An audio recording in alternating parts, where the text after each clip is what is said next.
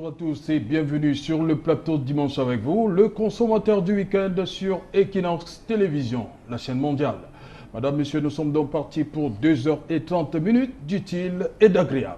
L'agréable, ce sont vos rubriques habituelles, mais l'utile, c'est surtout notre invité. Il est le président de la Fondation internationale Interprogress qui organise depuis un certain nombre d'années de grands événements au Cameroun. Le premier, c'est Yaoundé en fait, c'est ce grand rendez-vous annuel qui se tient dans la capitale du Cameroun, mais surtout promote ce rassemblement économique le plus important d'Afrique centrale qui se tient maintenant tous les 2 ans. Et au sortir de la 6e édition, nous avons donc décidé de recevoir ce monsieur-là qui est quelque part à l'origine le chef d'orchestre, il faut le dire comme ça, de ce grand rendez-vous d'Afrique centrale. Pierre Zumba est, madame, monsieur, notre invité. Pierre Zumba, bienvenue. Bienvenue et merci beaucoup. À Douala, voilà. Mais je viens très souvent. Hein. Ah bon? Presque toutes les semaines. Ah bon? Ouais, bon. Ouais. Bon, Pierre Zumba, dites-moi, on sort de cette 6e édition, il faut le dire comme ça. Est-ce que vous avez déjà fait un premier bilan? Écoutez, édition. Bilan complet, non. Oui. Parce Partiel. que ce n'est pas des idées simples qu'on récolte tout seul. Oui. C'est partagé. Et dès la semaine prochaine, c'est des débriefings avec mes collaborateurs pris dans leurs compétences respectives par rapport à des problèmes qui ont pu présenter du très positif, du moins positif, et quelques petites bavures comme toujours, on peut avoir. Et c'est là que sortira le bilan. Et le bilan, c'est pas l'affaire de quelqu'un, c'est l'affaire d'une équipe, et d'une équipe qui consulte. D'ailleurs, c'est notre façon d'être. On n'a aucune idée préconçue. Promote n'est pas une copie de quelque chose. Oui. Promote est le reflet de l'analyse des besoins de l'économie du Cameroun, de ses entreprises ouvertes au monde. C'est parti de là, donc il n'y a aucune copie. Bien sûr, c'est intéressant d'aller voir ici ou là comment on organise des salons ou des foires, mais on ne copie rien, on n'apporte rien. C'est ici qu'il y a la création de comment Promote peut être le plus utile. Okay. Vous m'avez un peu dévancé là, j'allais justement demander comment est venue cette idée. C'est depuis 2002 que Promote existe? Écoutez, c'est une idée qui est venue historiquement très rapidement du secrétaire général de la CEMAC. Oui. À l'époque? À l'époque. 2002? Non, bien avant. Oui. 3-4 ans avant. Oui. Et qui lui-même s'était approché de notre fondation pour demander si on pouvait faire un sondage d'opinion auprès des entreprises des 6 pays de la CEMAC, pour savoir un peu ce qu'on pensait de l'intégration régionale et puis s'il y avait des idées qui émergeaient. Alors on a fait ça avec une équipe polyvalente sur les 6 pays pendant 1 an. On a sorti un rapport qui, sur le thème principal de comment était perçue l'intégration, c'était plutôt mitigé comme avis. On a rendu ces avis. Mais il y avait très souvent, dans les questions ouvertes, qui finissent un long questionnaire, on avait un questionnaire qui nous demandait plusieurs jours avec une entreprise, il y avait, est-ce que vous avez quelque chose à proposer à la CEMAC? Et cette idée, c'était, oui, on pourrait nous aider à faire un événement de promotion des entreprises des 6 pays, parce qu'on en a besoin d'abord nationalement. Il y avait un réel besoin. Il y avait un réel besoin exprimé, pas forcément avec beaucoup de détails. La CEMAC nous a dit, bon, ben là-dessus, faites-nous une proposition. Qu'est-ce qu'on pourrait faire? Et on a proposé les journées CEMAC, qui se sont faites en 99. Il a fallu chercher un site. À l'époque, et c'est toujours en partie vrai, le site et le bâtiment qui pouvaient recevoir un événement assez important de type régional, c'était le Palais des Congrès. Et c'est pour ça qu'on a proposé, ça a été retenu et on a fait ça en 99. Il y a eu environ 450 à 500 participants, majoritairement camerounais, forcément, et des 6 pays même d'un peu plus loin. C'était ouvert d'ailleurs. Et puis là, on nous a dit, il faut que ça continue. c'est positif, il faut que ça continue. Mais il y a eu, qu'est-ce qu'il faut dire, une difficulté de sortir une décision commune, en ce sens que, si je simplifie à mon niveau ce que j'ai compris, certains pays voulaient que ça tourne entre les 6, et d'autres voulaient que ça reste. Finalement, aucune décision n'est sortie. Un beau jour, la présidence du Cameroun m'appelle et un proche du président me dit c'est vraiment dommage que ça ne puisse pas continuer. Finalement, le Cameroun, c'est la masse économique la plus importante de cette sous-région, de cette région. Moi, j'aime pas sous-région parce que c'est déjà quelque chose qui... péjoratif, vous pensez? Qui pourrait l'être, oui, à l'étranger, loin. Oui. Au loin, ça peut être super. Oui. Bon, de la région. Et faites-nous des propositions sur ce qu'on pourrait faire, d'ouvert non seulement à la CEMAC, mais à l'international, mais partant de l'économie camerounaise, partant de notre invitation, est-ce qu'on peut faire quelque chose? Et c'est là qu'on a proposé le Salon international de l'entreprise, Promote. Ça a été accepté et que la première édition s'est faite donc en 2002. Voilà l'historique, donc on n'a rien inventé. Hein. Voilà, je rappelle qu'en 2002, il y avait 748 exposants pour à peu près 70 000 visiteurs. C'était une réussite quand même, c'était un pari gagné. Vous attendiez à... Il n'y avait pas de pari, il n'y a pas de pari. Mais lorsqu'on se jette quand même dans une aventure comme celle-là, on s'est dit... Pas une aventure, c'est quelque chose de très réfléchi. Oui, mais ça peut passer comme ça peut casser aussi. Hein. Au regard des chiffres, il y a quand même un motif de satisfaction. Toute réalisation humaine et collective de surcroît peut réussir ou échouer. Ça, mais quand on part pour un événement de ce genre, qu'on donne son accord de l'organiser comme mandataire, il faut quand même croire qu'on peut réussir. Si on est pessimiste à l'entrée, il faut mieux s'abstenir. Donc vous dites que vous n'avez pas encore réuni toute la...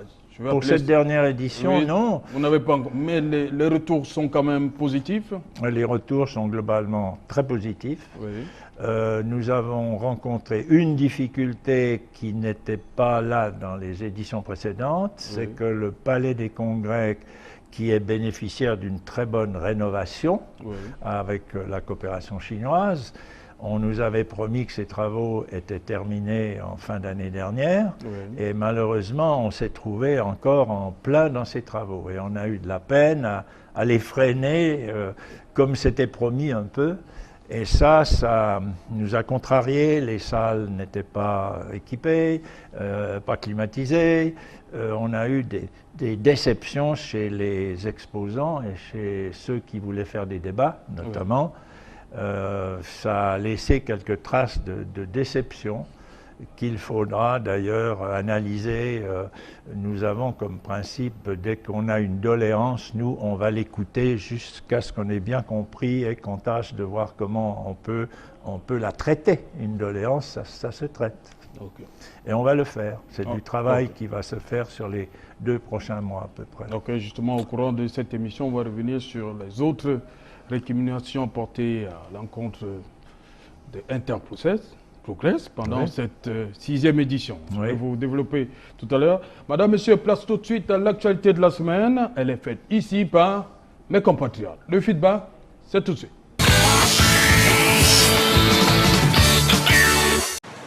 L'actualité qui m'aura marqué cette semaine, c'est celle concernant de nouveaux morts qu'il y aurait eu sur la voie ferroviaire entre Douala et Yaoundé. Il semblait y avoir une polémique sur le nombre de morts qu'il y aurait eu dans un certain accident. L'actualité qui m'a marqué cette semaine, c'est l'accident de Camraille qui s'est passé dernièrement là, à Yaoundé. Et j'ai suivi qu'il y avait eu plusieurs morts. Mais à mon avis, je pense que les responsabilités sont partagées.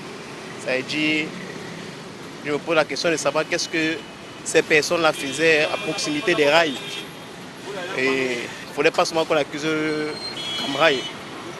Et en même temps, l'État devrait déjà commencer à voir comment est-ce qu'il faudrait aménager ces espaces-là à côté des rails. Ce n'est pas seulement là-bas, il y a aussi même ici là à Bessenguer, on voit un peu ces espaces qui sont aménagés juste à côté des rails. C'est très dangereux.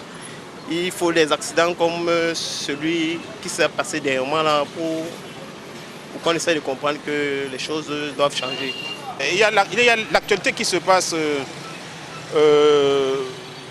à Boyam, à Bamenda, le fait que les enfants ne reprennent toujours pas l'école. Moi, c'est une actualité, que ce soit dans la semaine, que ce soit dans le mois, c'est une actualité vivante. Et ce n'est pas beau de croire, vous allez accoucher un enfant et puis vous allez dire un enfant qui n'aille pas à l'école. Bon, moi, je trouve que c'est aberrant. On le fait pour qui? Bon, ces enfants qui ne fréquentent toujours pas. Pour moi, c'est une actualité vivante, quoi.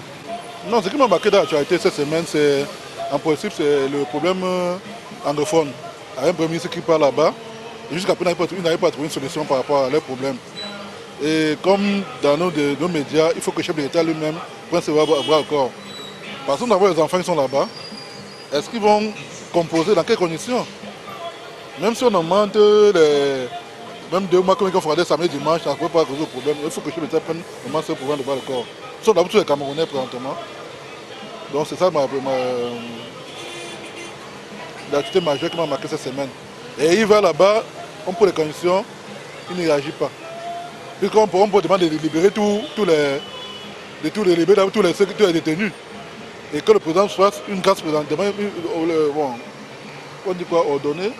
Oui, une grâce présidentielle pour libérer tous ces gens-là. Et qu'on revienne on dit au Cameroun, on sait comment gérer nos problèmes. Le problème de l'accident du train, là, une deuxième fois en si peu de temps. Ce n'est pas vraiment très normal. Et que le gouvernement doit encore regarder beaucoup, doit encore refaire ses rails et prendre des mesures de sécurité pour la protection du peuple camerounais. Voilà, retour sur le plateau de Dimanche avec vous. C'était l'actualité de la semaine avec mes compatriotes. Toujours en compagnie de Pierre Zumba, président de la Fondation internationale Interprogress, qui organise YAFE et Promote. Président, notre équipe vous a suivi, notre bureau de Yaoundé vous a suivi pendant la 6e édition, il faut le dire. Vous étiez au four et au moulin. Vous aviez un très beau stand. Ah bon? Un très beau studio. Ok, merci. Elle vous a suivi et elle a recueilli les avis de ces personnes-là qui travaillent avec vous. On va regarder dans cet élément que nous proposent Pélagie Ngongibous et Emmanuel Job. 13 minutes inside Pierre Zumbag, c'est ça.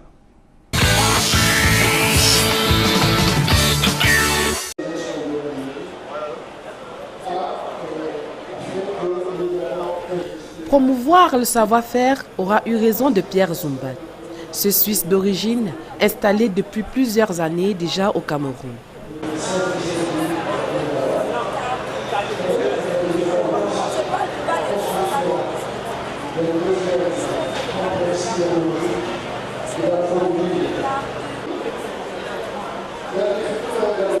C'est donc avec maestria qu'il commande, tel un commandant de bord, le Salon international de l'entreprise Promote, rendu à ce jour à sa 6e édition.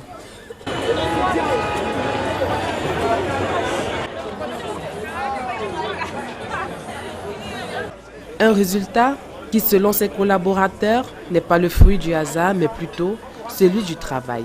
Je suis proche collaborateur du président de la Fondation Interprogress. Alors, je dirais, M. Zumbag, c'est une boule de travail. Il travaille sans cesse. Et c'est ce qui me marque le plus. Il suit de près les dossiers. Il est au courant de tout ce qui se passe dans le domaine de la communication. Mais tous les autres collaborateurs de M. Zumbag dans les autres domaines vous diront également la même chose. Autant il suit de près tout ce que nous faisons en communication, autant il suit de près ce qui se passe dans les plantations du site, autant il suit de près ce qui se passe dans la vente des tickets, dans la production des supports, et il tient à l'œil tous ses collaborateurs. Et ça fait que chacun est mobilisé, chacun est toujours prêt à répondre, chacun se prépare, chacun se met au travail pour ne pas être défaillant le moment venu.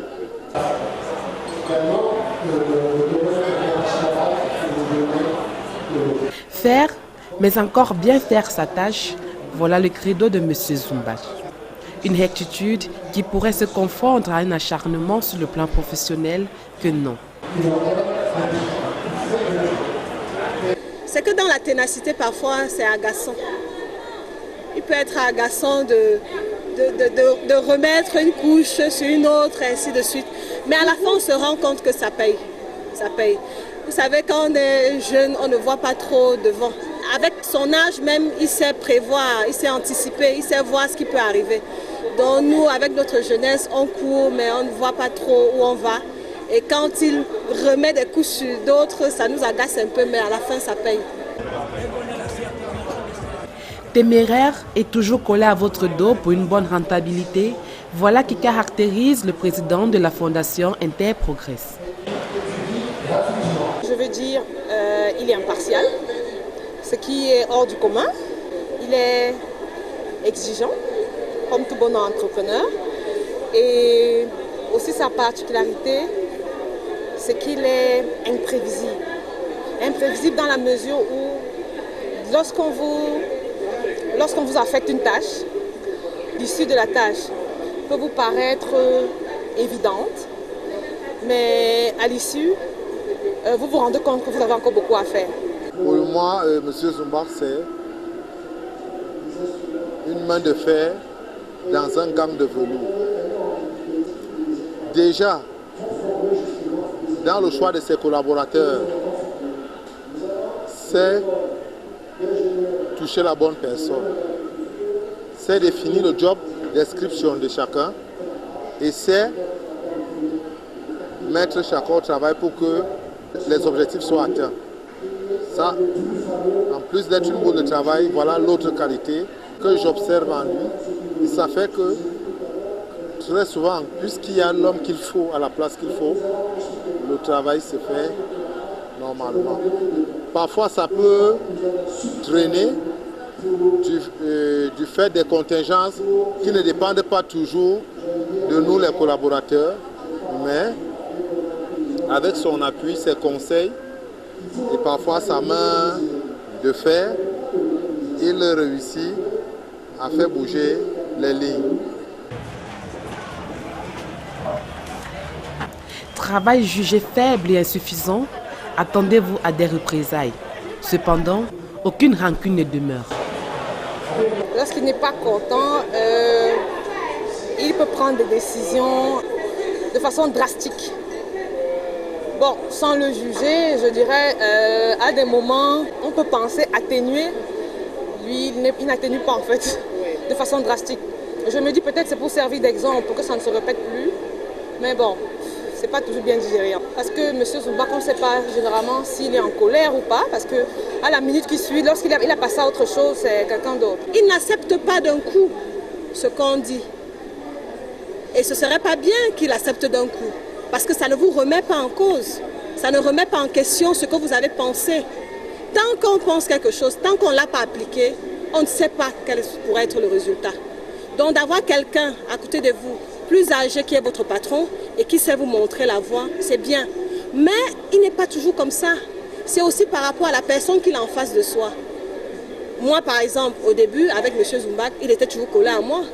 Mais maintenant, non plus. Parce que je lui ai montré que je pouvais me débrouiller toute seule. Et il ne revient vers moi que lorsqu'il sent que je vacille. Mais sur 100%, M. Zumbach a à côté de moi 5%. Parce qu'il a eu le temps de m'enseigner ce qu'il fallait et j'ai eu aussi le temps de mûrir cela en moi et je lui ai prouvé que je pouvais y aller sans lui. Et il me laisse donc faire. Il n'est pas collé à moi tout le temps, non. Malgré tout, c'est une formation qui en vaut la peine. Donc avec lui, on apprend beaucoup. On apprend beaucoup et aussi, on réfléchit tout le temps. Tout le temps, il faut réfléchir. Comment changer? Si c'est bien fait, comment mieux faire? C'est quelque chose qui porte des fruits, et beaucoup de fruits. Il m'a beaucoup aidé à développer mon potentiel, parce que justement, il est comme ça, de toujours être derrière. C'est l'apprentissage. Dans un apprentissage, on ne laisse pas l'enfant tout seul. On est à côté pour dire, je t'ai demandé d'écrire A. Si tu écris A de cette façon, tu vas réussir. Mais si tu l'écris de l'autre façon, tu réussiras peut-être, mais ce sera mitigé. Transmettre les gènes de la réussite à la jeune génération est à coup sûr le principal objectif de Pierre Zumbac. La preuve, le nombre de visiteurs ne cesse de croître au fil des éditions. On a toujours eu de l'affluence à Promote. Vous avez remarqué que le début a été timide, mais on a franchi le seuil de 10 000 visiteurs. L'événement est très sollicité des Camerounais. Chose qui laisse penser que de futurs promoteurs à l'image de Pierre Zumbac ne se comptent plus.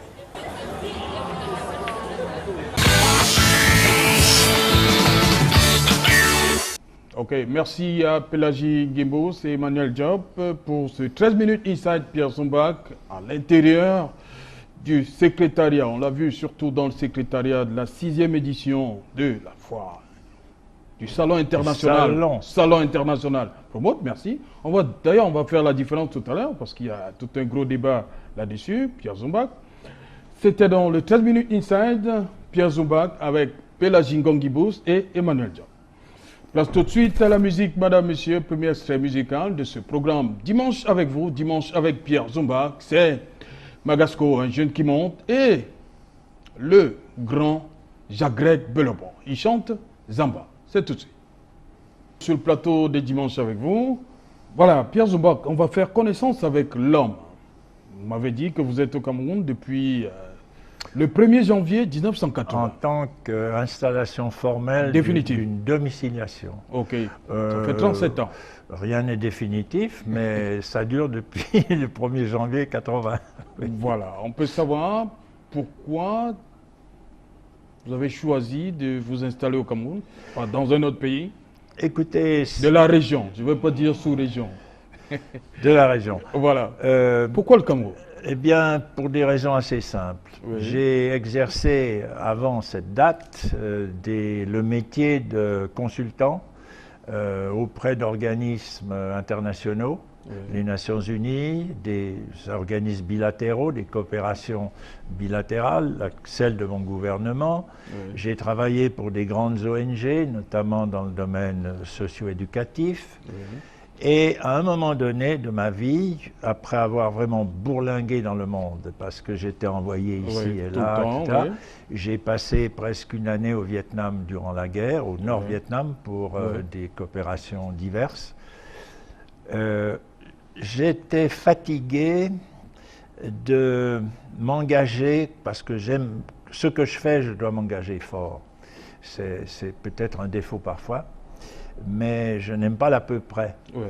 Et j'étais toujours gêné, et de plus en plus à cette époque, de devoir conduire des projets ou les implanter, les expliquer à d'autres, sur des critères qui n'étaient pas forcément ceux que j'aurais préféré avoir. Ouais.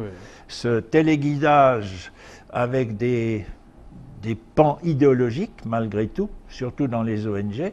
Les ONG sont des militants, ils ont une profession de foi qui peut être très correcte, très bien, mais qui n'est pas objective et qui n'est pas toujours plaquée à la réalité vraiment de là où on devrait pouvoir travailler sur ces critères du milieu même. Donc j'en ai parlé à des amis, et dans ces amis, il y a eu des Camerounais. Il était d'ailleurs, j'étais venu plusieurs fois au Cameroun dans mes précédentes fonctions.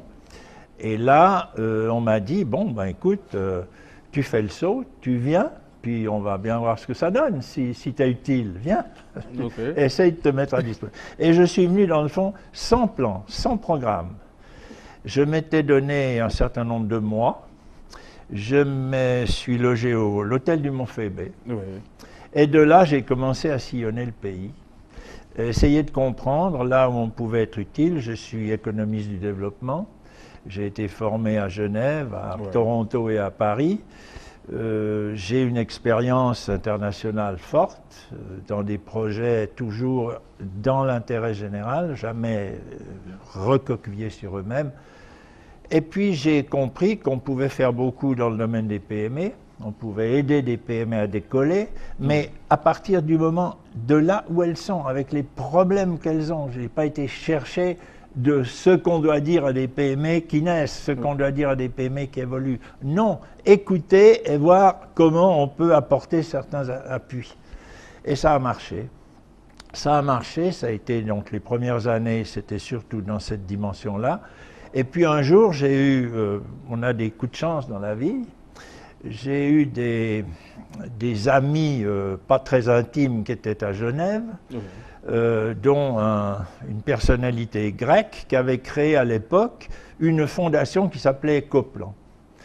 Cette personne allait à la retraite, il ne savait plus très bien que faire de cette fondation. Il a appris que j'avais l'expérience que j'avais sur le plan international et il m'a convoqué un jour en me disant « Est-ce que vous voulez, je vous la donne pour un franc suisse ?» Alors bon, j'ai pris le temps quand même de savoir ce qu'était le cadeau. J'ai vu que c'était une structure intéressante, qu'on pouvait adapter. J'étais libre d'en changer le nom, j'étais libre d'en faire une autre équipe, de mettre des priorités d'intérêt. Et c'est comme ça que c'est parti, avec un certain nombre d'amis. On a fait une nouvelle fondation qu'on a appelée Interprogress, et qui est toujours, le siège était à Genève. Et on s'est dit, bon, alors, on commence comment? Et on n'aime pas non plus, je déteste moi me disperser sur trop de choses et ne pas avoir ce sentiment qu'on va quand même au fond de la connaissance d'un problème. La superficialité me déplaît souverainement. Alors on s'est dit, bon, l'Afrique centrale, c'est une région intéressante, c'est une région qu'on dit légèrement en retard par rapport à d'autres, enfin bref, il y a cette problématique. La macroéconomie est vraiment l'essence de mon métier. Donc on s'est dit, avec des amis camerounais qu'on avait connus durant nos pérégrinations, on s'est dit, bon ben, on prend le Cameroun.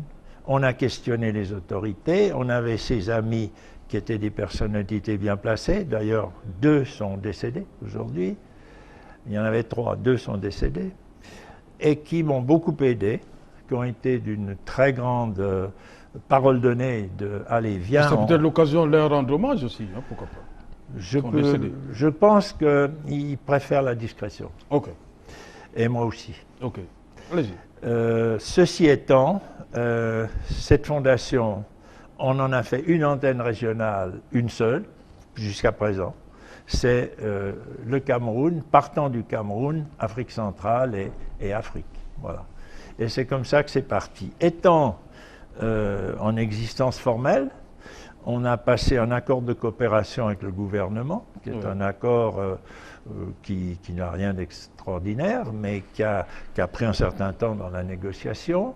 Ça s'est très bien passé. Et à partir de là, on était disponible.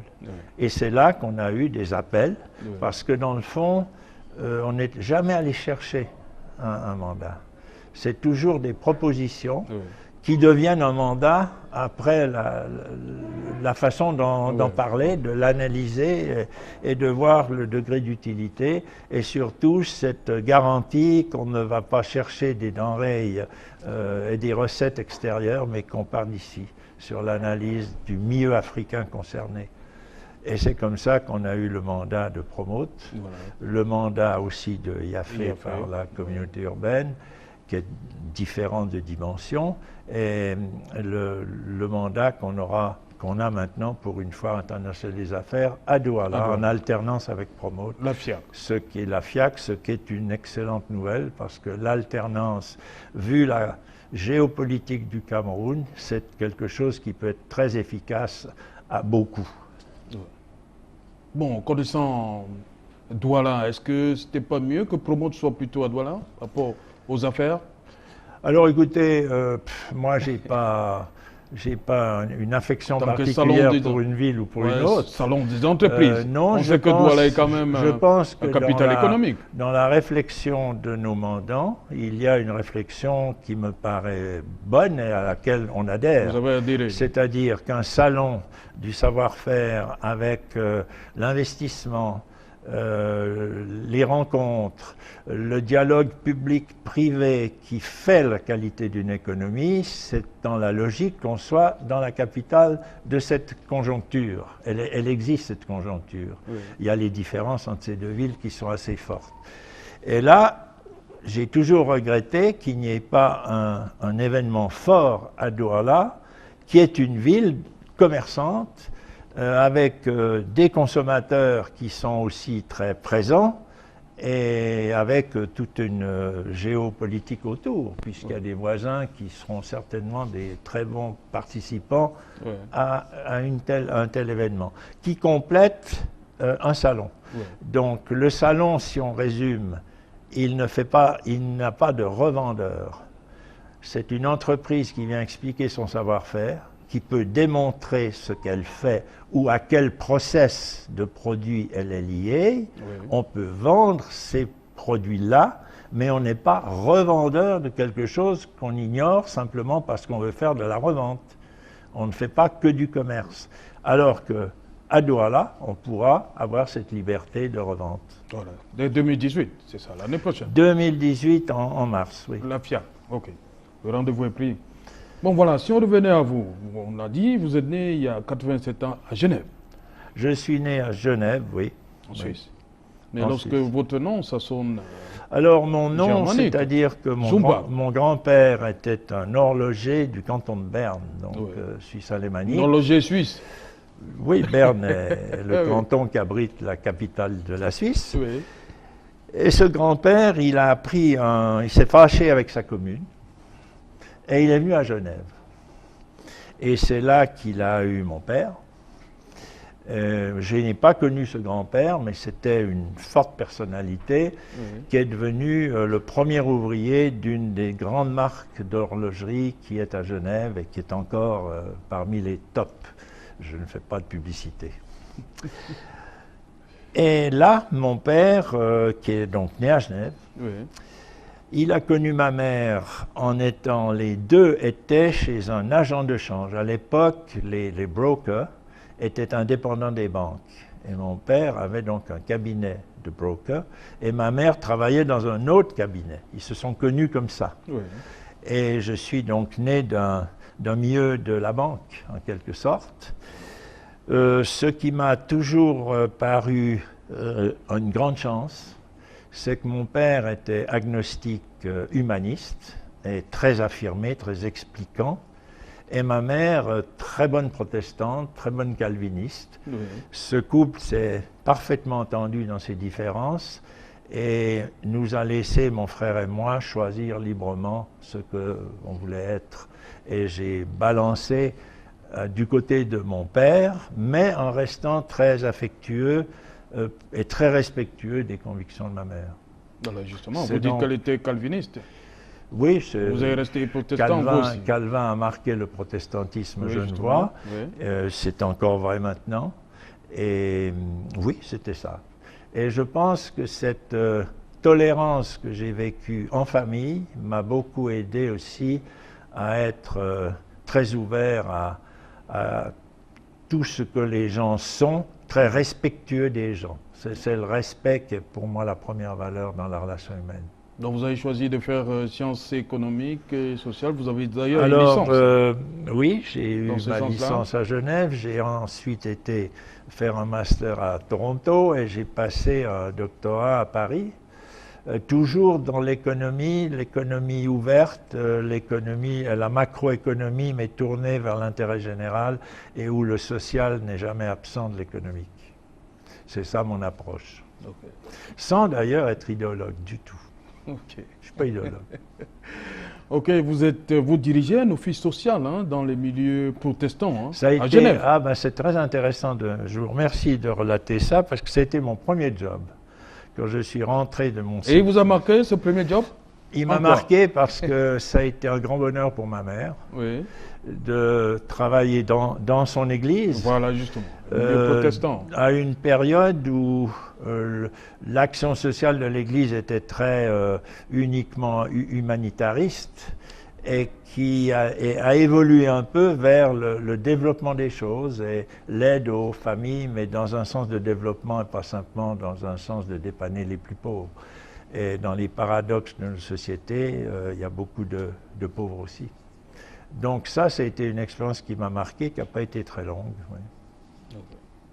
Et vous avez donc décidé de rester dans le milieu, c'est-à-dire venir en aide aux autres, l'intérêt général. C'est ça qui primait. J'ai jamais décidé en fait. J'ai toujours essayé de répondre à des attentes, à des sollicitations, voire à des propositions. Oui, c'est ça. J'ai pu évoluer. Après, je suis venu fonctionnaire de l'État de Genève en dirigeant en fait les services publics de l'enfance. Ça m'a fait connaître tout un milieu très différent et j'en garde un bon souvenir. J'ai travaillé là pendant 7 ou 8 ans. Et puis ensuite, il y a eu à Genève un phénomène de la présence, les Genevois d'origine sont venus minoritaires dans Genève et ça pose des questions de relations. Oui. Ça risque de créer la xénophobie, ça risque de créer des rejets. Et le CERN, le Centre européen de recherche nucléaire, m'a engagé un certain temps, 4 ans, pour essayer d'éviter des réactions xénophobes. Il y avait 4000 chercheurs qui arrivaient dans cette ville, il fallait les loger. Et le particularisme du CERN, c'est d'être à cheval sur la frontière française. Et le grand anneau souterrain passe dans les 2 pays. Et il fallait donc que les régions frontalières de ce site accueillent ces étrangers qui avaient besoin de se loger, qui avaient des familles, il fallait occuper les épouses. Et j'ai fait ça dans la relation à la fois politique à haut niveau, je suis allé très souvent à Paris, j'allais souvent à Berne, avec les autorités locales aussi, et puis les gens eux-mêmes dans la façon dont ils réussissaient ou ne réussissaient pas très bien leur intégration. Donc j'ai eu un travail d'intégrer des gens privilégiés, des intellectuels, des chercheurs, des gens qui gagnent très bien leur vie, à côté d'une population locale qui pouvait les jalouser ou qui pouvait se dire ces gens-là nous dérangent un peu, comme toujours quand il y a une arrivée massive de gens différents. Et ça a été très intéressant, j'ai beaucoup appris là. C'était des Européens, il y avait des Africains parmi ceux qui arrivaient? Il y avait quelques Africains à l'époque, très peu, mais surtout des Anglo-Saxons, des Américains et des Européens, oui. Vous croyez que ce n'est pas ça qui a fait que ce soit, on va dire, bien perçu? Est-ce que si ça avait été les Africains en grande masse, la réaction aurait été la même? Est-ce qu'il faut se poser cette question dans la mesure où ça se passe? Parce qu'on voit ce qui se passe aujourd'hui. Vous-même, vous avez parlé de la montée de la xénophobie dans certains États.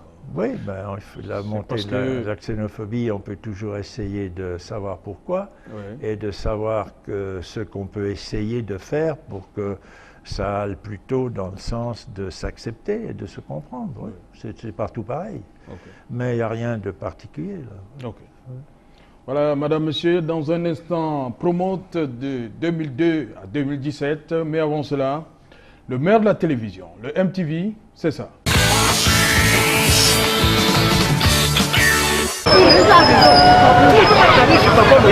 La négociation entre Émile et l'homme en tenue se poursuit. Après des heures, Émile décide de jeter une corde au bout de laquelle se trouve un seau. Un seau qui devra transporter son argent. Non, ce n'est pas ça. On s'entend, non? Non, on ne veut pas ça. Non, on ne veut pas ça. Non, on ne veut pas ça. Joseph Charles Doumbia, l'une des dernières grandes figures de la vie politique camerounaise de l'après-indépendance, vient de quitter la scène. On garde de lui le souvenir d'un homme à la parole précieuse où chaque mot était pesé et surtout à sa place. Dans la vie politique, justement, il avait très vite rejoint les rangs de l'Union nationale camerounaise, UNC, le parti unique à l'époque, au point d'en être l'une des grandes figures et d'occuper un rôle éminent dans son école des cadres. Pour moi, c'est ce qu'on fait de la journée de la femme qui est important. qu'est-ce qu'on envisage faire, qu'est-ce qu'on a eu en un an, quel programme on a programmé, qu'est-ce que les jeunes filles ont fait. C'est ça le véritable 8 mars. Le 8 mars n'est pas symbolique de marcher avec la bille montée, descendre, se retrouver dans les buvettes. Non. Donc le pain, pour moi, c'est pas important. Je ne trouve pas ça important. Le pain ne fait pas la fête. La fête, c'est dans le cœur de se retrouver ensemble, entre sœurs, entre femmes, pour faire ce qui change le pays. Le pain ne change pas. À ses heures perdues, c'est une dame extraordinaire qui se comporte en femme ordinaire, comme bien d'autres à travers la ville de Bafoussam. Au fait, qui est Liliane Flore Chuente Temo? Rendez-vous lundi matin à son domicile. Nous découvrons l'administrateur civil en tenue de commandement. Madame le sous-préfet dévoile un bref aperçu de sa journée. À l'entrée de la commune d'arrondissement de Douala 3e, des pancartes et un cercueil, c'est le symbole de la mort du personnel, clament les grévistes. En ce qui me concerne, tout ce qui est administrativement demandé, le 20 de chaque mois, mes salaires sont déjà signés et libérés. Les mandats sont déjà prêts au niveau de la recette municipale.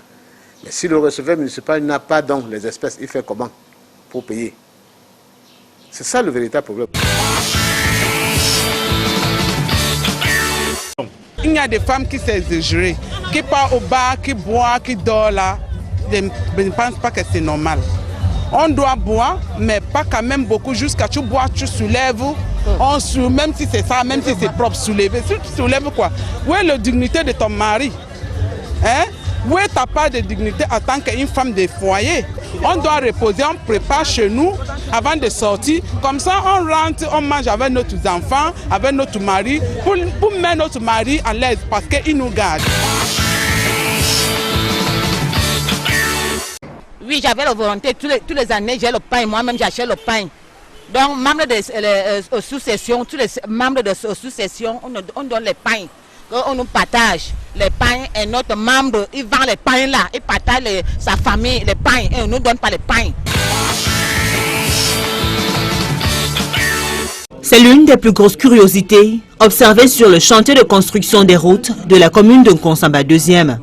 Munis des brouettes, pelles et des casques, leur présence est fortement remarquée par les riverains. Elles, ce sont des jeunes femmes venues chercher leur gagne-pain en Nkonsamba, dans le département du Mungo. Elles ont choisi de lutter contre le chômage en s'investissant dans le secteur des travaux routiers. C'était ma première fois de travailler dans ce genre de métier. Et à première vue, ça a bien commencé. Jusqu'à présent, tout va bien. C'est vrai que le travail est pénible, mais le tout c'est la volonté. Parce que depuis mes études à l'école, j'ai toujours aimé travailler de manière pratique. Donc pour moi, ce n'est pas un problème de poser les pieds. Tentes détruites, chaises cassées, c'est l'œuvre des fidèles mécontents. Le torchon brûle en effet depuis plusieurs mois entre le pasteur Jean-Émile Stock de l'église presbytérienne camerounaise de Macaï et les fidèles. Les chrétiens de cette paroisse ne veulent pas de lui comme pasteur depuis l'annonce de son installation au mois d'octobre 2016. À partir du 26 octobre jusqu'au 30 octobre, nous avions une cérémonie d'installation dans cette paroisse. La paroisse m'a appelé comme pasteur pour devenir leur pasteur, le berger définitif du troupeau. Et ces gens-là ont investi toute la concession du 26 jusqu'au 30 dimanche, 30 matin. Ils disent qu'ils s'opposent à l'appel d'un pasteur. Hôtel La Falaise de Bafang.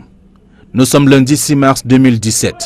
Envahi par la population et les forces de l'ordre, sur le toit se trouve un certain Etaye Émile.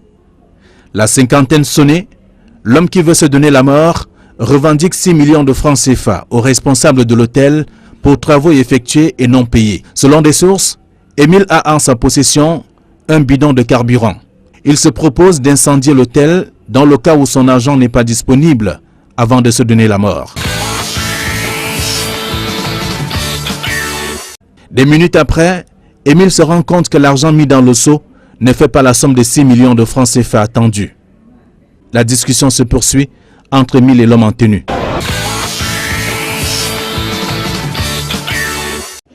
Près de 24 heures après le passage de Philémon Yon dans la capitale régionale du Nord-Ouest, les écoles sont restées désespérément vides. Dans les établissements publics, quelques enseignants présents, alors que les élèves se font toujours rares. Pourtant, quelques heures avant, Philémon Yon exhortait les parents à renvoyer les enfants à l'école. Depuis le matin, je suis là, comme d'autres enseignants. Les parents refusent de faire venir les enfants. Vous voyez, l'établissement est carrément désertique.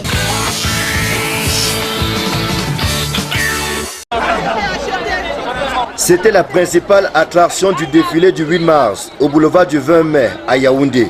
Un carré spécial a été réservé aux Lions indomptables, malheureuses finalistes de la dernière CAN féminine disputée à Yaoundé. Occasion pour la capitaine Christine Mani et quelques-unes de ses coéquipières de communier une fois de plus avec les fans qui gardent en mémoire leur brillant parcours en décembre dernier. Bon, carré spécial, c'est aussi un honneur au sport en fait, des lions et des lions indomptables. On a vu la joie qu'on a pu procurer aux Camerounais. Nous sommes en fête, mais c'est d'abord la fête de la femme. Et nous sommes fiers de participer. Ce n'est pas seulement parce qu'on joue au foot, nous sommes aussi des femmes avant tout. Donc nous sommes heureuses d'être là aujourd'hui et de pouvoir défiler. Elles ont fièrement brandi leur pancarte et courageusement marqué le pas à la place du défilé de la vallée Besseke à Douala. Ce 8 mars 2017, les femmes réfugiées au Cameroun ont surtout saisi ce moment pour envoyer un message de paix et de solidarité à leurs frères et sœurs restés au pays. C'est le cas des femmes réfugiées centrafricaines qui, à l'occasion de la Journée internationale des droits de la femme, disent non et plus jamais aux atrocités que leur peuple a subies à cause de la guerre. Pour le peuple centrafricain, je vais dire c'est marqué beaucoup l'amour entre nous-mêmes, nous les centrafricains. Si tu as l'amour, c'est que le monde, ça va rester dans la paix. Tout ce qu'on veut, la paix, que si il y aura la paix dans notre pays, on rentre, c'est bien. Parce que dans notre pays, on a souffert. Moi, on est arrivé ici au Cameroun, on nous a bien protégés.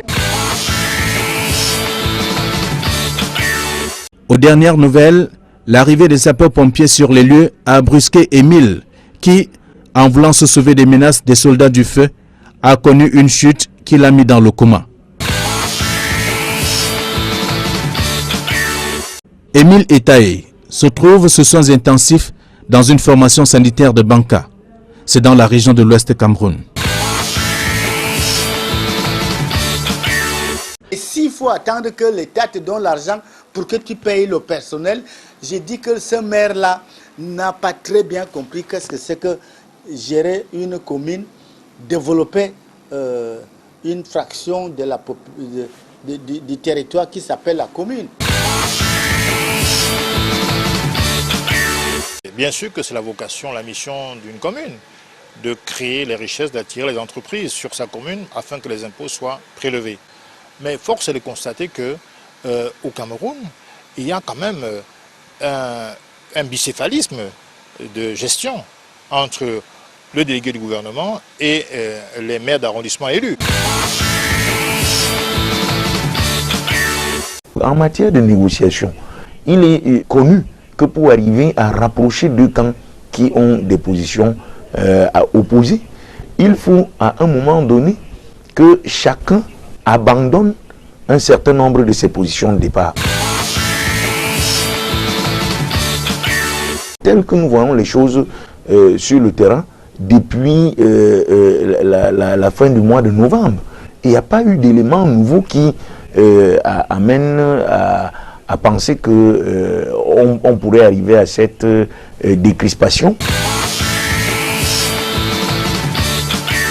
Marie-Aimée vos femmes. Mais nous savons que la femme doit toujours être soumise auprès de son mari. Et qu'elle aime son mari et que son mari l'aime, le foyer devient un coin du ciel sur terre. Et notre désir et notre vœu, c'est que nos sœurs puissent vraiment connaître l'importance du 8 mars. Le 8 mars, c'est pas soulever le cabot. Ce que nous demandons aux femmes, au cas où elles auraient oublié d'être sobres, c'est tout, parce que aujourd'hui c'est un jour ouvrable, demain c'est un jour de travail. D'ailleurs, c'est pour ça que nous avons mis notre soirée de gala à 17h, pour qu'à 20h, toutes les femmes soient chez elles. Ce pain-là, pour moi, ça ne me plaît pas, parce que les femmes ont salué ce pain. Parce que quand celle-là, elle porte le 8 mars, elle arrive au bar, elle boit, elle danse, elle soulève les habits, nous sur nous les femmes. Il était l'une des rares personnalités à pouvoir encore donner de la répartie à Paul Biya. Ainsi, ce jour de juillet 2006, à la veille du congrès extraordinaire du RDPC, qu'il dirigeait comme secrétaire général de son comité central depuis 1992. À Paul Biya, qui le reprochait sur la base des rapports qu'il avait reçus que du fait de son âge avancé, le congrès était hypothéqué, il lui répondit cinglant au cours d'une audience à Etoudi. Et vous alors, Monsieur le Président, que disent-ils de vous? Exactement la même chose. Paul Biya en fut sonné et le congrès s'éteint à date. Avec sa mort, c'est la disparition d'un des derniers compagnons politiques de Paul Biya, lequel reste de plus en plus seul dans son parcours.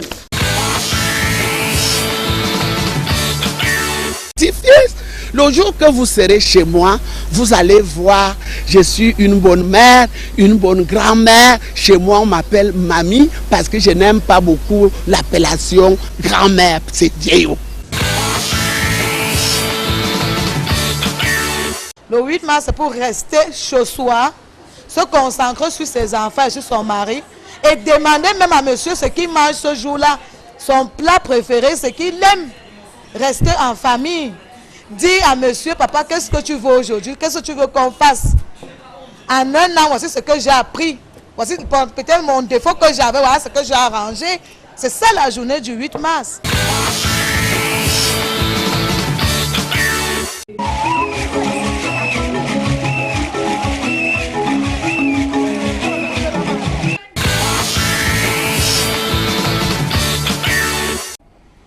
Voilà, c'était le maire de la télévision. Nous sommes toujours en compagnie de Pierre Zomba, président de la Fondation internationale Interprogress, qui organise, promote et Yafé, Yaoundé en fait. Et bien sûr, l'année prochaine, mars 2018, la FIA. FIA, c'est la Foire internationale des affaires et du commerce, de Douala. Mars 2018, c'est le rendez-vous.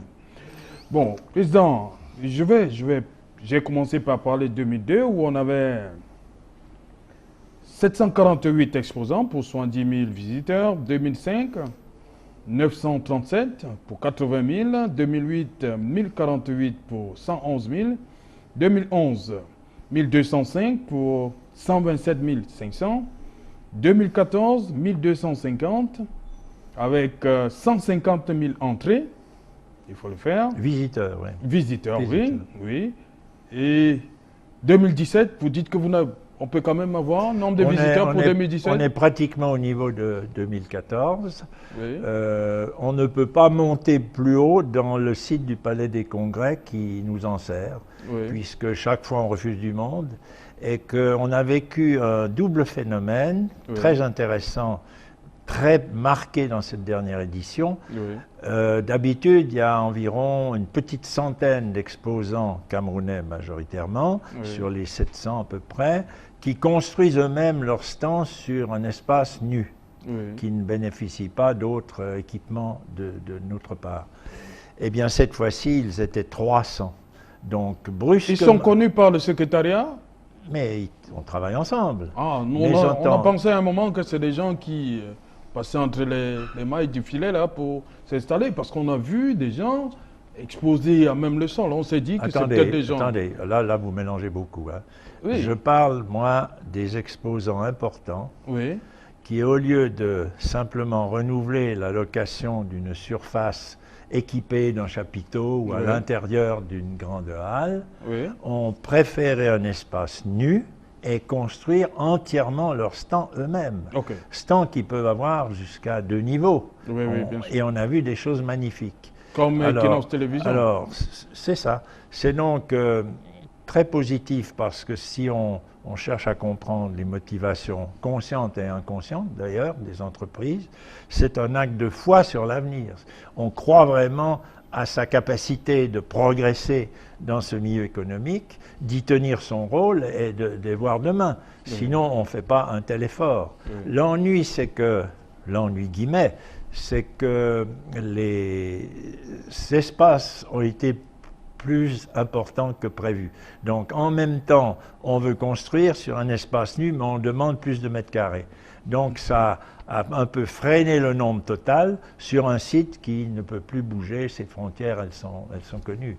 Donc, c'est là que la prise de conscience à tous les niveaux est faite maintenant, qu'il faudra un jour trouver un site en dehors du Palais des Congrès qui peut donner à cette capitale un vrai site moderne d'exposition qui peut recevoir toute une série de manifestations locales, nationales, internationales, etc. Et ça, Promote ne sera qu'un des éléments de ça. Vous en avez déjà parlé avec le mandant? Mais c'est permanent ce dialogue, permanent depuis des années. C'est ça. Ce n'est pas des problèmes qu'on décide en 15 jours. Non. Parce que justement, hein, parmi les...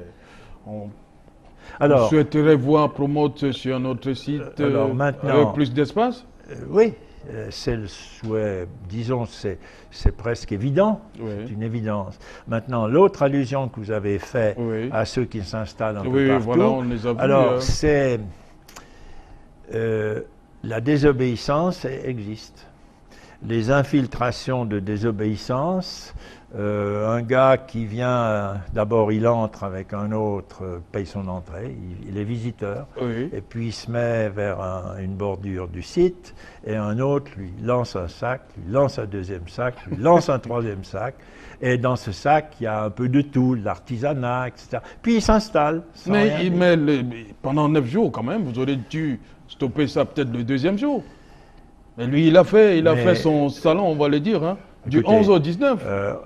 On n'est pas resté les bras croisés dans ces désobéissances. Ah bon? Mais il y a un moment où la désobéissance, il faut qu'on soit aussi aidé.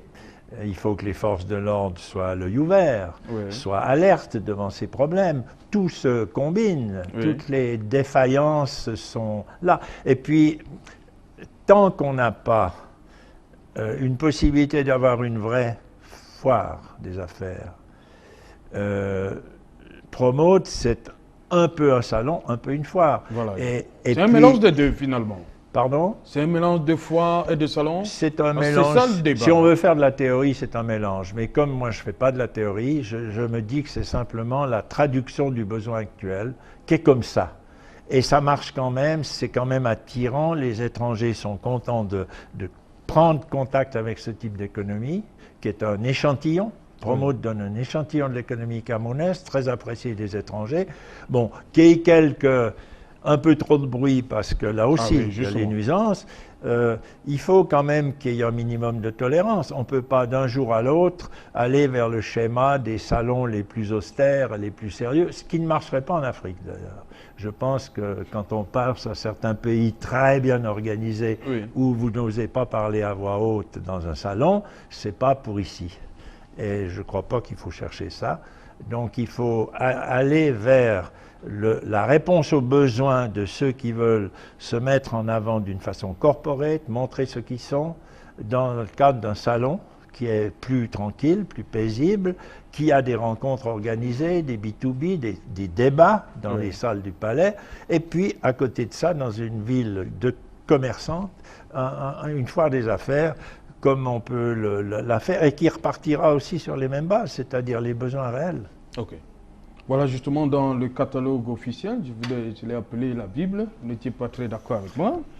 Si la caméra de Guattad peut montrer ça, le catalogue officiel de la 6e édition de Promote.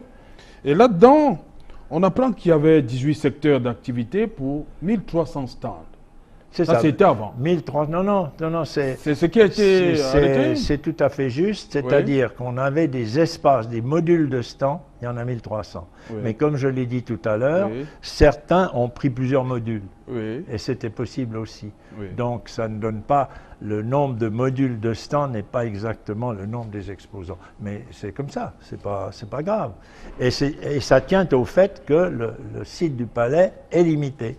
Est compliqué. Alors là aussi, les filières ou les secteurs, c'est facile à organiser sur des espaces plats, horizontaux.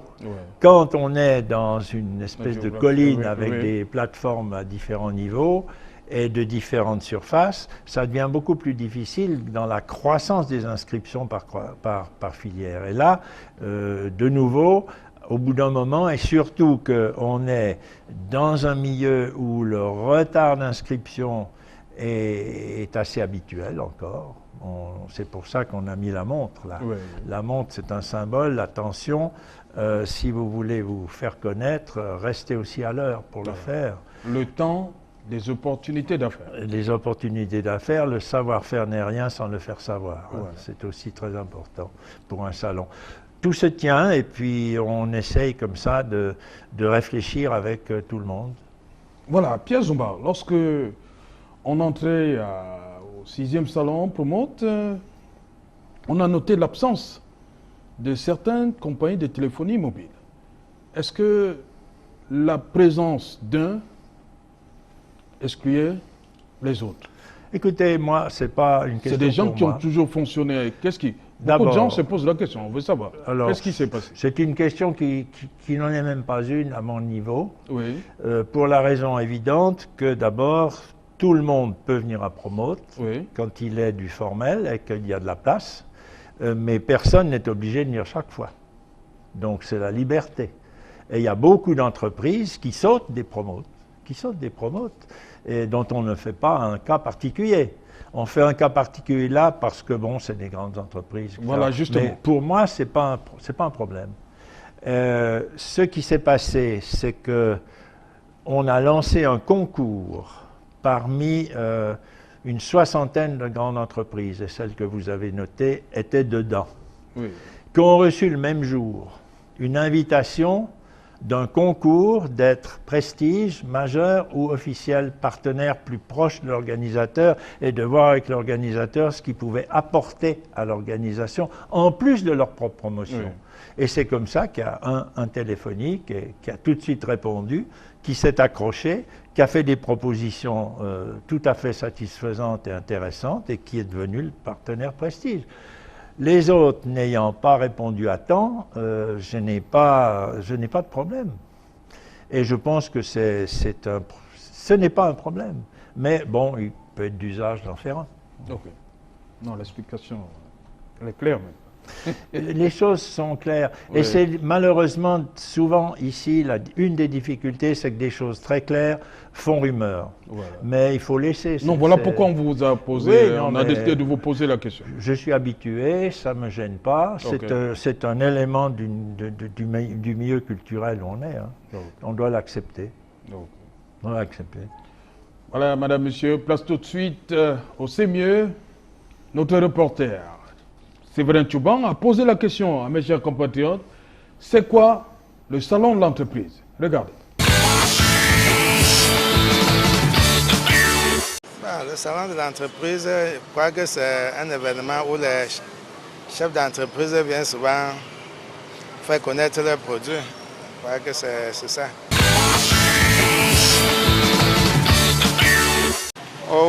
Le salon de l'entreprise, c'est là où ils vont se retrouver tous. Quand ils se retrouvent, c'est pour essayer de voir qu'est-ce qu'il faut faire. Bon, on se regroupe. Est-ce que c'est pour échanger d'idées, que ce soit des idées commerciales, que ce soit dans la structuration de l'entreprise? Moi, je crois que c'est innovant.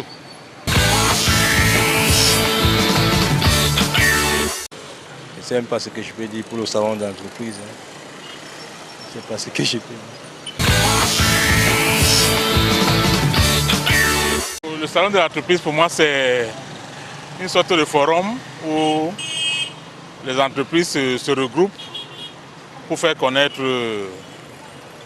au grand public quelles sont leurs diverses activités, les activités qui sont les leurs, quoi. Où les activités, où les sociétés se regroupent pour venir se faire connaître du grand public.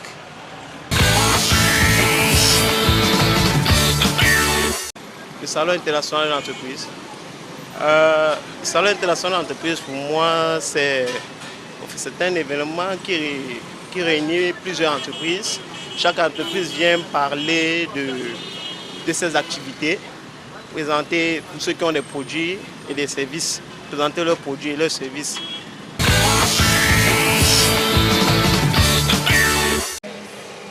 Pour moi, le salon d'entreprise, c'est comme un forum où toutes les entreprises sont là pour vanter leur mérite, leur savoir-faire. Et montrer aux gens ce qu'ils savent faire, leurs compétences. Pour moi, c'est ça le salon d'entreprise. Voilà, merci à Séverin Tchouban. Le salon de l'entreprise, je suis avec un expert. Il va vous dire, mes chers compatriotes, Pierre Zumba, le salon de l'entreprise, comment vous le définissez? Alors, déjà, le mot salon, j'ai fait remarquer ce que un salon voulait dire simplement dans la langue française, ou exhibition, c'est aussi la même chose.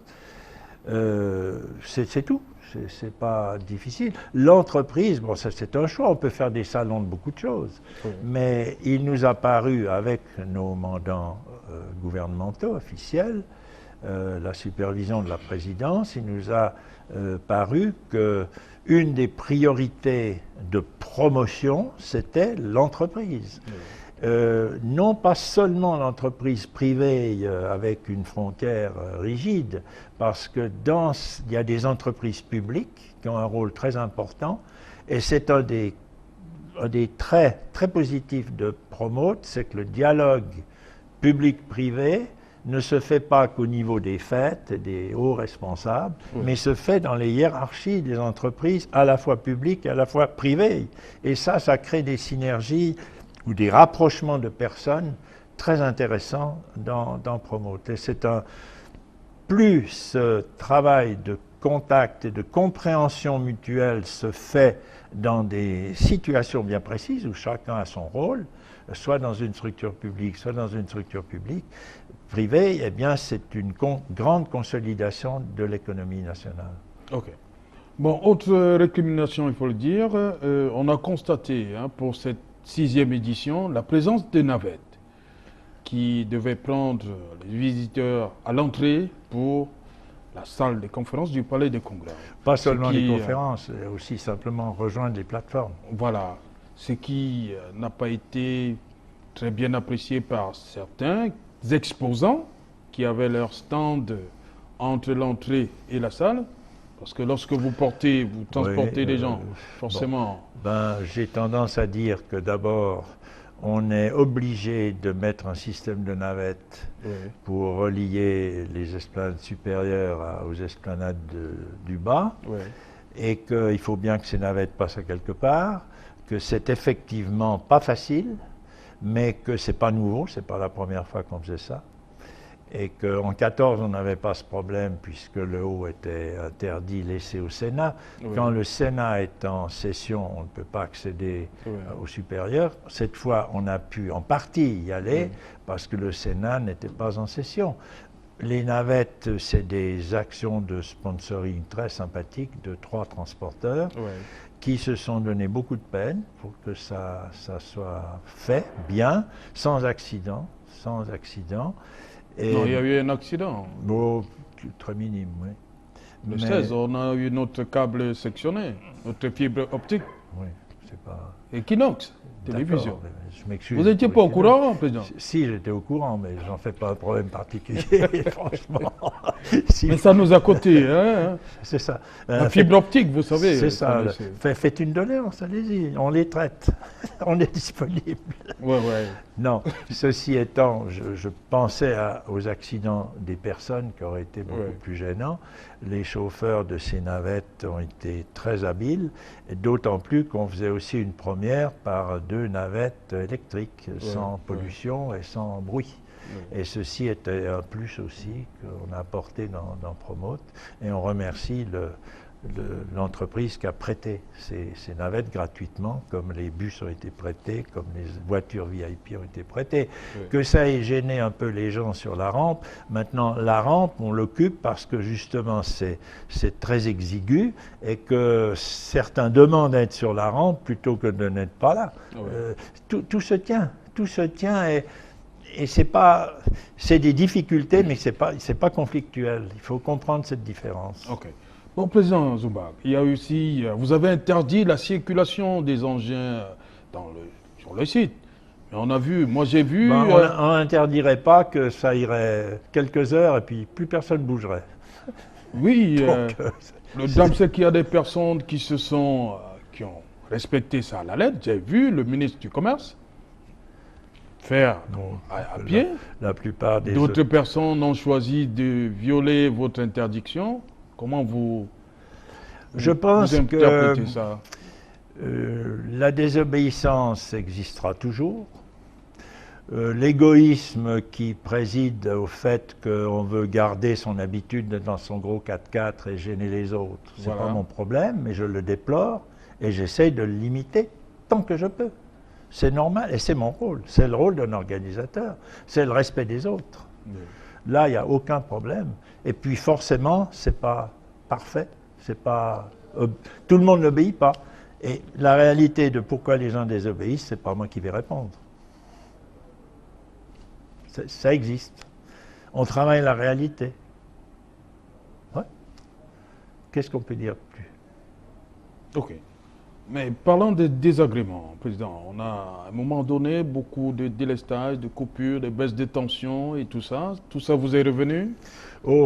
Pas revenu, on a vécu ça tout le temps. Oui. Ça a été, je l'ai dit tout à l'heure, désagréable. Les travaux chinois qui devaient s'arrêter ne se sont pas arrêtés comme on l'avait dit. Et on a dû, comme on dit aussi vulgairement, bagarrer pour louvoyer et faire en sorte que les nuisances soient les moindres, notamment les nuisances de réparation ou de réhabilitation de transformateurs qu'on aurait pu attendre la fin de Promote. Enfin, c'est ça. Mais bon, ça s'est fait. Ça s'est fait, c'est regrettable. On s'en excuse auprès de ceux qui ont été directement lésés. Il y a eu notamment des effets dans la climatisation des halles parce que ces coupures successives, ça permet... Même nous, qui étions en direct, notre production a pris un coup. Voilà, oui, bon. Eh bien, c'est un inconvénient que j'espère ne plus revoir, puisque vraisemblablement en 2019, on est encore au Palais des Congrès. Ok. Bon, voilà, il y a aussi, quand on regarde la configuration du site, certains ont pensé que, vous avez dit que Promote, c'est à la fois, on peut dire, un salon et une foire. Est-ce qu'on ne pouvait pas, de l'autre côté de la passerelle, mettre ce qui faisait beaucoup de bruit là, et laisser le côté entrée principale, à gauche, salon? Oui, c'était faisable. La fumée, on a vu beaucoup de fumée aussi. Est-ce qu'on ne pouvait pas envoyer ces gens là-bas? C'est possible que... Pour 2019 Non, il faut dire une chose, c'est que ce site qui devait être occupé entièrement, malheureusement par du vandalisme, avant qu'on en soit le garant de la sécurité, dans les mois qui ont précédé Promote, il y a eu du vandalisme important qui ont rendu une partie de ce site impraticable. Et ça nous a obligés de rebrasser au dernier moment ceux qui étaient déjà en passe de s'installer. Ça a donc causé quelques désagréments. Et puis, on a eu aussi des désobéissances regrettables chez des brasseurs, et notamment un brasseur dont je fais l'économie du nom, qui, au lieu de faire un stand corporate, s'est permis tout simplement de faire de la vente de produits, de la vente de bière. Et ça a dérangé beaucoup le voisinage, on le déplore. Ça s'est fait d'une façon, une désobéissance frontale, très insolente, qui est souvent difficile à redresser dans l'événement. C'est pas facile. Donc là, oui. Vous allez prendre des mesures pour 2019 pour ce genre d'égarement? Tout à fait. C'est une désobéissance qui ne peut pas se renouveler et qui aura des conséquences sur la participation de cette entreprise. En 2019. Oui. Voilà, madame, monsieur, dans un instant, Julie Guignondé, on va tout de suite, une fois de plus, marquer notre deuxième arrêt, musique bien sûr, c'est avec Georges Ekwa, dans le programme Dimanche avec vous, de Pierre Zumba. Et après, Julie Guignondé, c'est tout de suite.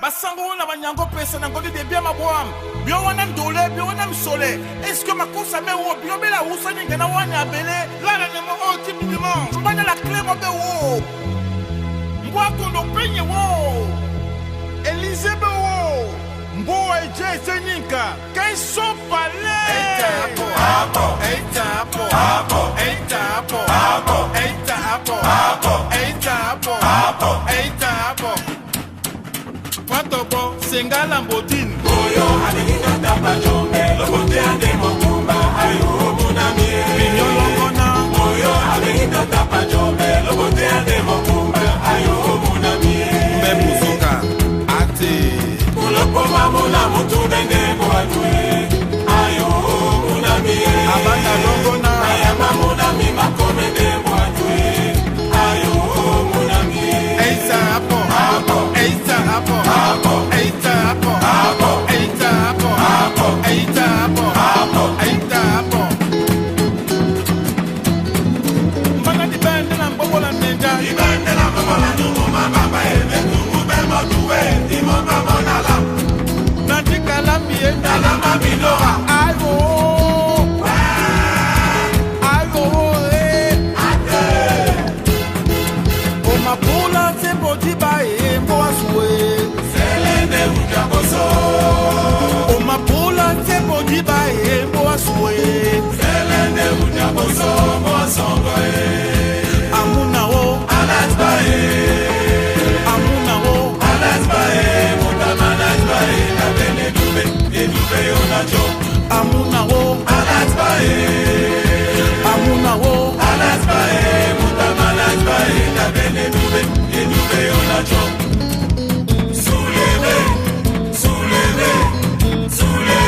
Même si c'est sale, même si c'est propre, soulevez. Même si c'est sale, même si c'est propre, soulevez. Même si c'est sale, même si c'est propre, soulevez. Nous moumi ende, mouto ende, moumi ende, mouto ende, dis pas l'ende. 2 à 2, 2 à 2, 2 à 2, 2 à 2. L'international Jojo Lobert, non pas fort. Satine Bagé, Banekwe Valérie, Bana O Mapula, Tebodiba e Moaswe Selene Ujaboso O Mapula, Tebodiba e Moaswe Selene Ujaboso, Moasongo e Banjana, Mulibia Opo Edino, Mwendebia Mamsuma Tibi, Pemsuma Mabode, Bisola Damia Wae E Banjana, Mulibia Opo Edino Mwendebia Mamsuma Tibi, Pemsuma Mabamba, Bisola Damia Wae Biso mo Bisola Damia Wae Yo Bisola Damia Wae Biso mo Bisola Damia Wae Yo Bisola Damia Wae Bom, bom, bom, bom Agaga, gaga monina, adadina e zavakusa na, agaga, zavakusa. Mase, masebe, mase o, masebe, mase o, masebe. À quelle heure? Arrêta. À quelle heure? Arrêta. À quelle heure? Arrêta. Même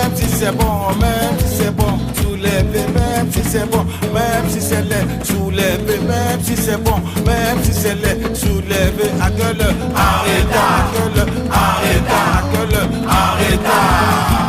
Mazé, mazembe, mazé oh mazembe, mazé oh mazembe, mazé oh mazembe.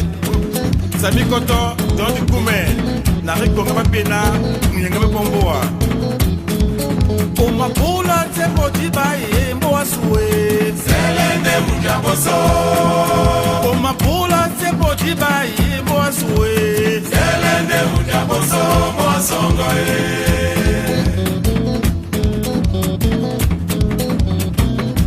Amuna wo alas bae, amuna wo alas bae, muta malas bae na bene dube, e dube onajo. Amuna wo alas bae, amuna wo alas bae, muta malas bae na bene dube, e dube onajo. Ikume maka ongwamboa nanyale boso bela wasi. Julenga mboe mongelo wa soulever. Même si c'est sale, même si c'est propre, soulever. Même si c'est noir, même si c'est rouge, soulever. Même si c'est sale, même si c'est rouge, soulever. Même si c'est noir, même si c'est blanc, soulever. J'ai dit bonne Florence, la beauté noire. Mbana di bende la mbobo la ninja, di bende la mbobo la nungu mabamba e nungu be motuwe, di momba mona lam. Nandi kalamie, kalama minora. Ayo.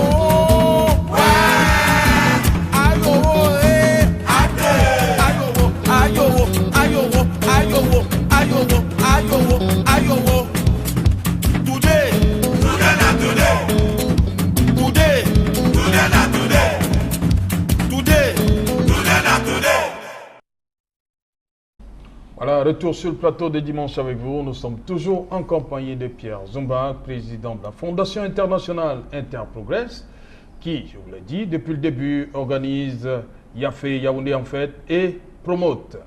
Sur ce plateau, elle nous a rejoint, Julie Guignondé. Bon après-midi, madame. Bon après-midi, Serge Alain. Ça va? Très bien, merci. Il est là, notre invité, enfin. On va dire enfin. Enfin, il est là. Beaucoup après le président Zumba depuis. Ce n'est pas facile de vous avoir, président.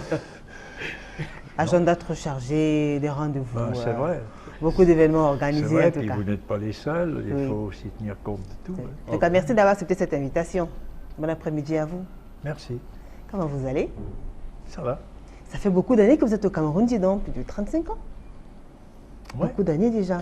Je fais quand même remarquer que je voyage environ 4 à 5 mois par an. Oui. Mais mon point d'attache est Yaoundé. Alors, après avoir passé autant d'années ici, qu'est-ce que vous avez déjà retenu? Qu'est-ce que vous avez retenu? Est-ce que, à part le plan professionnel et tout, sur l'aspect social, comment est-ce que vous vous familiarisez avec les Camerounais? Est-ce que vous avez déjà quand même pu, vous savez déjà parler certains de nos dialectes? Écoutez, quitte à étonner certains, j'ai vécu l'expérience que plus je suis ici, je suis parfaitement à l'aise. Je reste intéressé à apprendre comment vivent les gens, ce que pensent les gens, ce que font les gens, quels sont leurs souhaits, leurs tristesses, leurs difficultés. Mais plus je suis dans ce milieu à l'aise, plus je me sens différent. Ça peut étonner. J'ai jamais eu ce sentiment, avant de venir au Cameroun, de la force qu'on a dans ses racines. Ces racines, pour moi, c'est une enfance heureuse, très privilégiée. Jusqu'à la fin de mes études, quand on pense qu'à l'époque, on venait nous chercher à l'université, on nous offrait des jobs à l'université. J'ai jamais connu le fait d'attendre un job. On m'a toujours attrapé pour des jobs.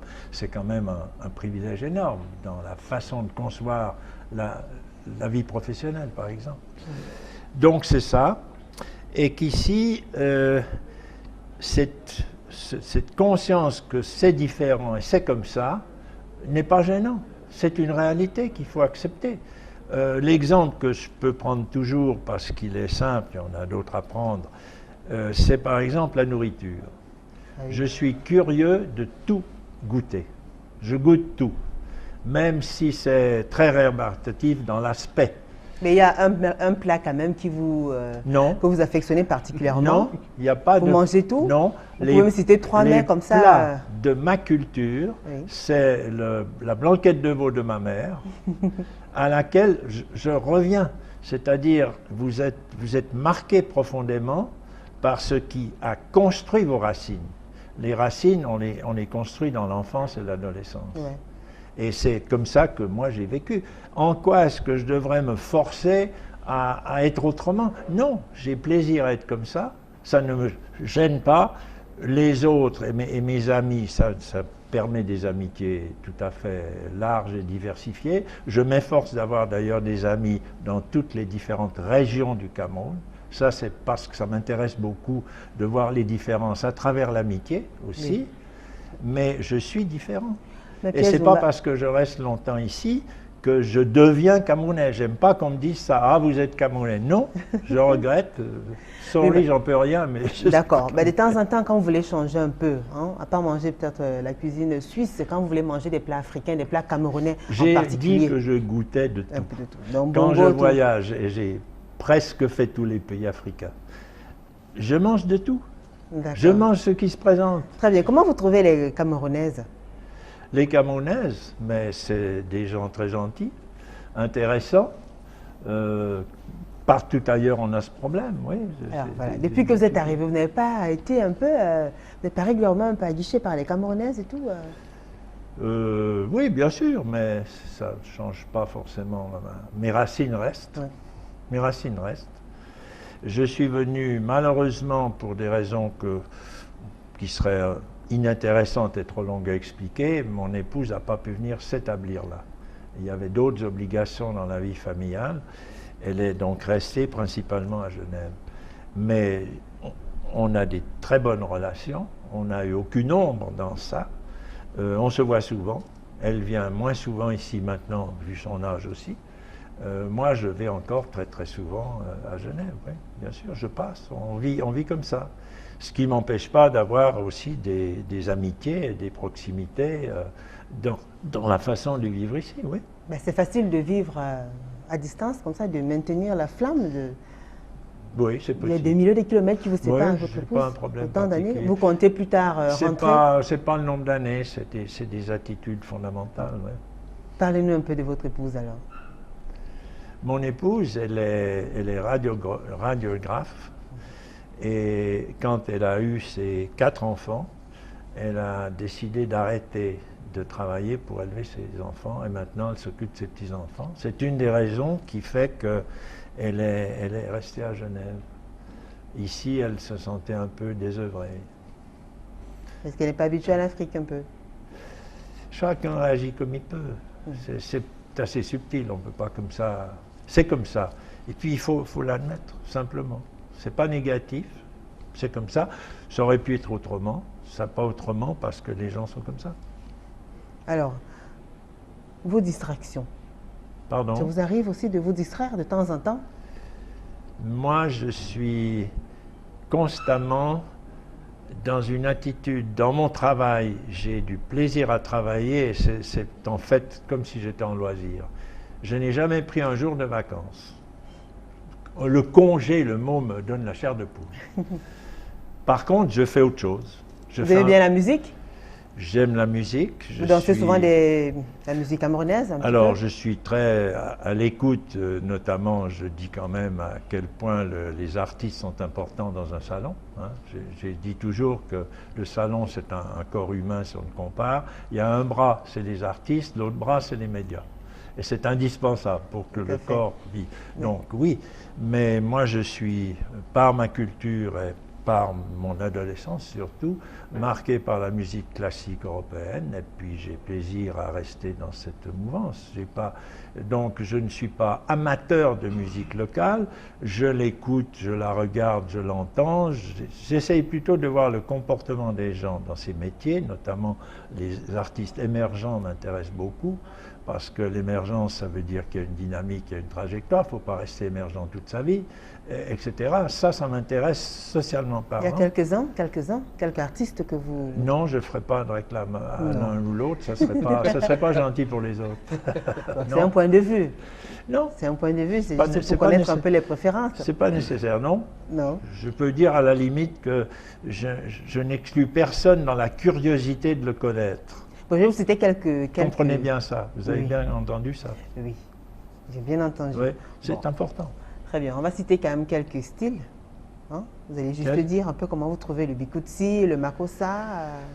Je trouve intéressant, mais ça ne me prend pas. Je ne suis pas enthousiaste. L'enthousiasme, c'est un accord culturel profond. Je ne l'ai pas. J'en peux rien. Alors, ce n'est pas négatif. Et vos enfants, alors, il n'y en a pas qui voudraient bien venir vivre ici avec vous au Cameroun? Oui, ils viennent souvent. Oui. Ils viennent souvent. Il y en a un qui, d'ailleurs, est en train de réfléchir s'il ne s'installe pas. Étienne Zouba? Pardon? Étienne Zouba? Oui, Étienne, oui. Étienne, j'ai 4 enfants. Le dernier a 50 ans. J'ai 7 petits-enfants, dont 2 sont déjà majeurs. C'est ça la famille, quoi. Et cette famille, elle est là, ils viennent souvent. Une de mes petites filles était là pour Promote, en partie Promote. Ouais. Ils viennent de temps en temps? Ils viennent chaque fois qu'ils peuvent. Et voilà, vous comptez... Mais ils ont aussi d'autres enjeux. Ils sont de bons skieurs, les sports d'hiver, ça les écarte de notre Promote en février, par exemple. Et voilà, vous comptez... rester passer encore une trentaine d'années sur place ou bien... Alors, je sais que 30 ans, ça ne serait pas favorable pour personne. Mais je n'ai aucune date ni de rester ni de partir. Tant que je sens que je peux être utile, que je ne suis pas gênant, que je ne fais pas le boulot d'un autre, qu'on souhaite apparemment que je reste, je reste. Alors, on voudrait savoir, Pierre Zumba, quand il était plus jeune, vous étiez quel genre de gentleman, de garçon, de jeune... C'était un jeune homme très élégant, très galant, très poli, très intello. Vous étiez comment? Parlez-nous un peu de... Écoutez, il faudrait demander à ceux qui étaient avec moi, parce que soi-même... Moi, je reste très simple. J'ai profondément la conviction que l'être humain, souvent, se prend pour plus important qu'il n'est. On se monte le coup, on se croit indispensable, alors qu'on est vraiment très peu de choses dans l'existence humaine. Et que je dis souvent, qu'est-ce qu'une fourmi comprend de la guerre en Irak? On est aussi comme ça devant cet univers, devant cette vie qu'on a, pourquoi on est né là, pourquoi... Tout ça, c'est des problèmes qui sont des faits. L'essentiel, c'est qu'on vive le mieux possible, et quand je dis vivre le mieux possible, c'est aussi vis-à-vis des autres, c'est-à-dire que ce n'est pas enfermé sur soi-même, mais c'est ouvert dans la qualité de la relation. C'est ce que j'appelle l'humanisme, ce que mon père appelait l'humanisme et que je partage. Très bien, alors il y a de plus en plus des couples qui se forment entre des Camerounaises et des Suisses et des Camerounais. J'ai pas eu ce problème. Oui, mais comment comprendre quand même? Est-ce que les Suisses ont quelque chose de particulier? Il n'y a rien de lié aux Suisses. C'est fortuitement. Il n'y a rien qui fait la force des Suisses, des hommes? Non, je crois pas. Ils ne sont pas très différents des autres. Non. Ils sont pareils aux autres? Donc. Non, je ne peux pas répondre. D'une part, je suis quand même moins trempé dans leur milieu depuis quelque temps. Et puis, ça ne m'apparaît pas une question à laquelle je peux donner un avis sensé. Est-ce que dans votre famille, quand même, avec vos petits-enfants et autres, est-ce qu'il y a des Africains, des Camerounaises qui ont épousé un de vos fils? Oui, il y a eu une Camerounaise avec un de mes fils. Ouais. Ils vivent ensemble en Suisse? Ils ont vécu ensemble en Suisse, ils ne le sont plus. Ils ne le sont plus. Okay. Très bien. Ça ne change pas le monde. Hein. Ok. Voilà, merci Julien Guényondé. À dimanche prochain. À dimanche prochain avec le même plaisir. Voilà, président Zumba pour sortir. L'émission s'achève dans quelques instants.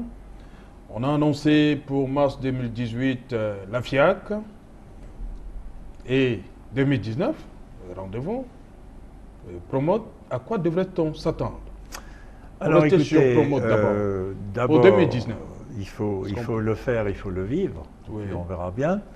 La réflexion qui a poussé à ça et qui part de nos mandants jusqu'au plus haut niveau, c'est que autant un salon avec les problèmes de contact, de débat, de recherche de financement, d'investissement, de partenariat multiforme, autant c'est adapté à une ville comme Yaoundé, qui a toutes les autorités autour d'elle, là présente, le dialogue public-privé que j'ai évoqué, autant le côté commercial, la revente étant aussi là, doit aussi avoir un point de chute, et dans la logique camerounaise de la géopolitique du pays, la différence entre Yaoundé et Douala, il est, à mon avis, nous pensons que cette décision de faire l'alternance entre ces deux manifestations, en fait les années paires, la foire internationale des affaires et du commerce à Douala, les années impaires, le salon Promote, d'avoir chaque année un grand événement qui permet le choix des entreprises, le choix autant entreprises étrangères qu'entreprises nationales. Ça ouvre une diversité, ça renforce la promotion et ça fait du Cameroun un pays qui est très engagé dans l'incitation à la promotion de l'entreprise, à ce qu'elle devient et c'est l'entreprise qui, avec les entreprises publiques, fait l'économie nationale. Et ce qui est intéressant, ça sera aussi aux deux événements, c'est que la majorité des Camerounais, parce que dans nos mandats, on a demandé à pouvoir garder la majorité des espaces pour des Camerounais. Okay. Ça permet d'avoir un échantillon de l'économie, puisque c'est multiple. On peut avoir en termes de pourcentage, c'est combien? Du 40, 50 La majorité, c'est en tout cas 50 plus quelque chose. Et puis après, c'est en fonction des inscrits. Cette fois-ci, il y a 400 étrangers, il y a 700. Ok, pour sortir, le site pour la FIAC, il est connu? Il est provisoire, ce site. C'est le site de Camtel à Bepanda. Camtel Bepanda. Oui, c'est ça. Mars 2018. Mars 2018, oui. Okay. C'est un site qui est beaucoup plus facile que le Palais des Congrès et qui permettra aussi une sécurité beaucoup plus simple et meilleure. Voilà, merci Pierre Zumba d'avoir accepté notre invitation. Très agréable, je vous remercie, y compris madame. Merci. Voilà, merci à vous. Madame, monsieur, c'est ici que prend fin ce numéro de Dimanche avec vous. Envie de revoir Pierre Zumba, c'est dimanche minuit et 30 minutes et mardi 13h30 minutes. Toute la grosse équipe, conduite par Séverin Tchouban, vous donne donc rendez-vous dimanche prochain lorsqu'il sera 13h30 minutes. Quant à moi, je vous dis, madame, monsieur, vous pouvez reprendre une activité normale.